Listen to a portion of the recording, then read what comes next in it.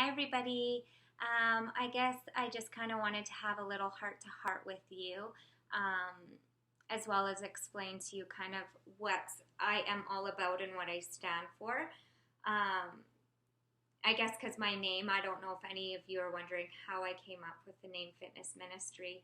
Um, I guess just because I want to have a fitness ministry for one, but for another is I want to inspire as many women, teenage girls, and little girls in the world. I want to go nationwide as I can. It's something that is close to my heart because it's something that I struggled with, and it's something that almost destroyed my life was image distortion and yeah, just low self-esteem. And so it's kind of my ministry to women through fitness. And I guess I picked fitness because it's the stepping stone. It's a platform for you to build your confidence. It's not where your confidence comes from, but it gives you something to start with, something to have a step of faith in, something to, dip your water in the toe, so to speak, and or dip your dip your foot in the water to get it wet to see what it's like. Oh my goodness, can you tell I'm tired? Anyways, yeah, I believe that keeping your body healthy is really important. I believe that we are supposed to keep our body as a temple, and that's amazing. We should keep our bodies healthy. We are made mobile for a reason. We are supposed to stay active. We are supposed to constantly be challenging ourselves physically. We're supposed to be challenging ourselves mentally too. But physical is kind of gives you, when you push through limits that you put on yourself and you actually achieve them, it gives you confidence. And when you get that confidence, it builds your self-esteem. So it kind of all weaves together, and that's kind of what I'm about. That's kind of like my mission, I guess, is to reach women and teenage girls all around the world and kind of do a renovation, I guess, so to speak, from the inside out. Yes, I do fitness challenges, and I love them, and I believe in fitness. I think it's so good for you, and I believe God created fitness for our bodies.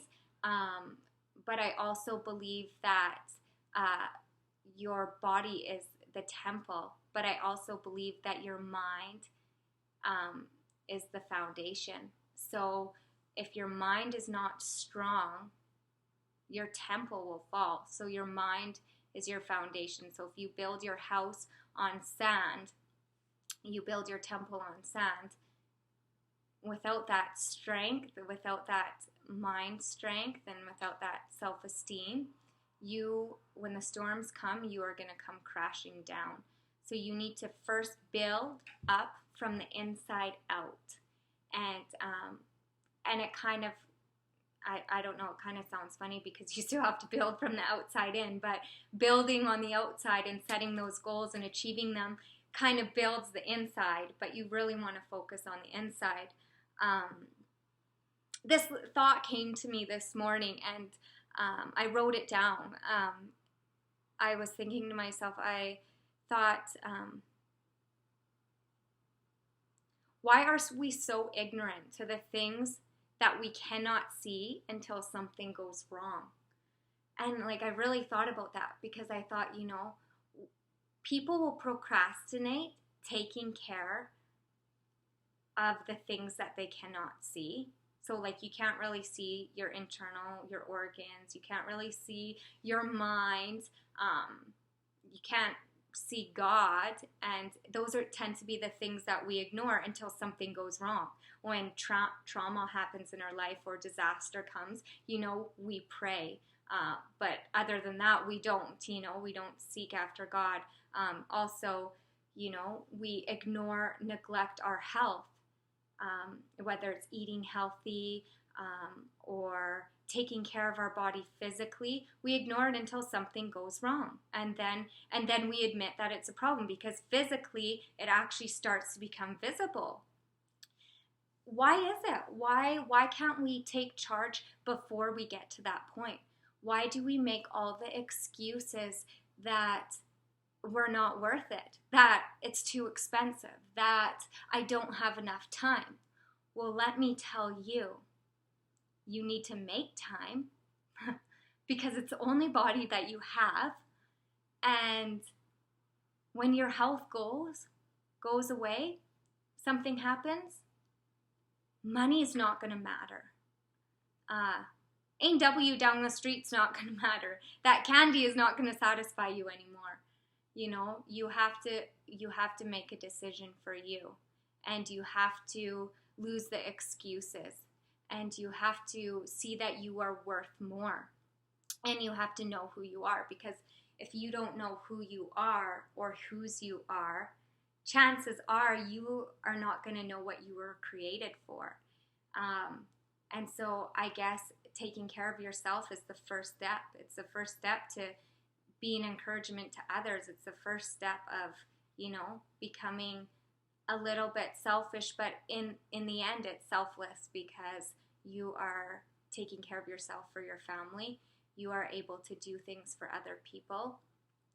So, I think the only limitations that we have are the limitations that we put on ourselves.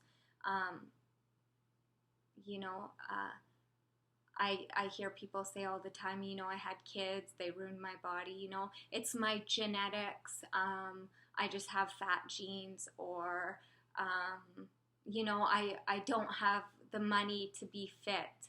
Let me tell you, none of those are true. I'll go through the first one. Your kids could never have ruined your body. You ruin your body by the choices you make. And you are the way you are because of the choices that you've made to get where you are. I don't believe in fat genes. I believe in making up your own genes, making up your own genetics. And that starts with making a choice to live a healthier life. And yeah, I guess the last thing, money. I mean, you can do, when there's a will, there's a way. You just have to make a choice. You just have to step out in faith and believe that what you know in your heart, what you want really badly, will happen if you just take that one step. And that's all it's about. And it really starts from the inside. It really starts from the way you talk to yourself. That's huge. That is huge. You can do a fitness program and you're excited and you can get through it the first time and get amazing results and then go back to the way you were. And I see that a lot. I mean, I was that person. I, always fell off the wagon. I fluctuated in my weight constantly. And it wasn't until after I competed that I realized it had nothing to do with my genetics. It had nothing to do with money. It had nothing to do with time. It had nothing to do with having kids. It had nothing to do with that except me and the way I spoke to myself. And the way I was speaking to myself was garbage.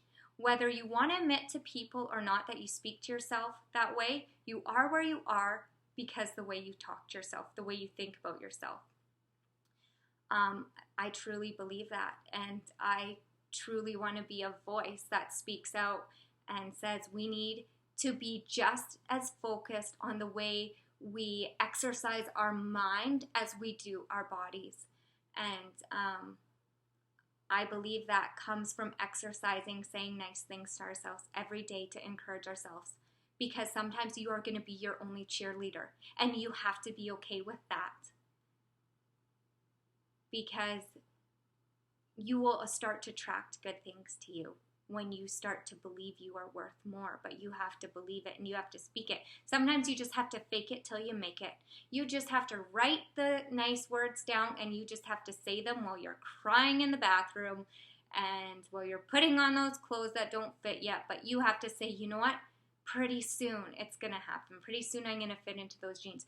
Pretty soon this eating disorder is going to be gone. Pretty soon, I'm going to feel beautiful because I'm a beautiful person, because I'm kind, because I'm intelligent, because I'm patient, I'm generous. You have to speak to yourself that way. You have to know who you are to become all that you were created to be. And I just really wanted to encourage you today with that. I hope I didn't sound too harsh in some of it. I guess I just call it tough love a little bit. But I just really want to encourage you to exercise your mind as much as you do your body. You need both. They both go hand in hand. You need a foundation to build a house, and you need a house to put on a foundation. But make sure that that foundation is strong, and that is your mind. I just want to finish off with one more scripture. It is Mark 9:23, and it says, "All things are possible to him or to her who believes." So what are you believing? Because anything that you believe will happen. So make sure that when you're speaking to yourself and talking about your life and your children and your husband, that they're good things. And make sure too, when you're eating, that you're not saying, "Oh, I just ate something so bad." Because let me tell you, when you talk bad about your food, your body rejects it. And it's like poison to you. Be thankful for everything you have. Be thankful that you have food to eat. Just don't eat as much if it's not healthy. If you can't afford certain things, just eat. Do the best you can. Do the best you can with what you have, and just take a step of faith. And if you believe it, it will happen. And I am your biggest cheerleader. I want to see you succeed.